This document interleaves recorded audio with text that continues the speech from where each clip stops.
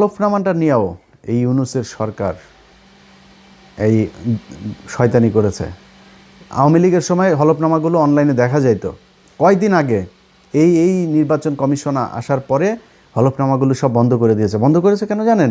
2018 সালে এইবারের অনেক বিএনপির প্রার্থীদের হলফনামা ওইখানে ছিল।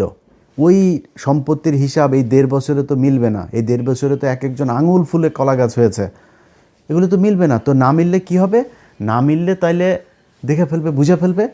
ইচ্ছা করে খুব উদ্দেশ্যপ্রণোদিতভাবে সেই ইয়েটা ওইখান থেকে সরানো হয়েছে, হলফনামাটা। রেজাল্টটার আমি যখন কিনা 12টা পর্যন্ত আপনাদের করলাম, ঘুমাইলাম, তখন পর্যন্ত আপনাদেরকে আমি সব শেষ লাইভে বলেছিলাম যে প্রথমে চারিদিক থেকে দাঁড়িপাল্লা রেজাল্ট আসা শুরু করেছে। আমার 2-1 ফোন করেছে মানে মজা করার জন্য, ভাই টিকিট করেন, দেশে আসতে হবে এই সেই। আমি বললাম, ভাই দেখেন এখনও বহুত খেলা বাকি আছে এখানে, এত ইজি না জিনিসটা।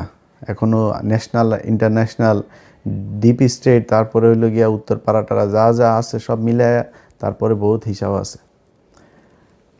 তখন নির্বাচন কমিশনের যে অ্যাপসটা আছে সেখানে দেখাইলো সব শেষ। ওরা দেখিয়েছে দাঁড়িপাল্লা 17 আর ধানের শীষ 12। প্রথমে কিন্তু 5টা না 6টা সব দাঁড়িপাল্লা। এরপরে সব শেষ এসে দাঁড়াইলো হইলো আপনার দাঁড়িপাল্লা হইলো এই 17 আর ওরা 12। হঠাৎ করে অ্যাপসটা বন্ধ হয়ে গেল। ওইখানে আর কোনো কিছু দেখায় না, কিচ্ছু দেখা যায় না।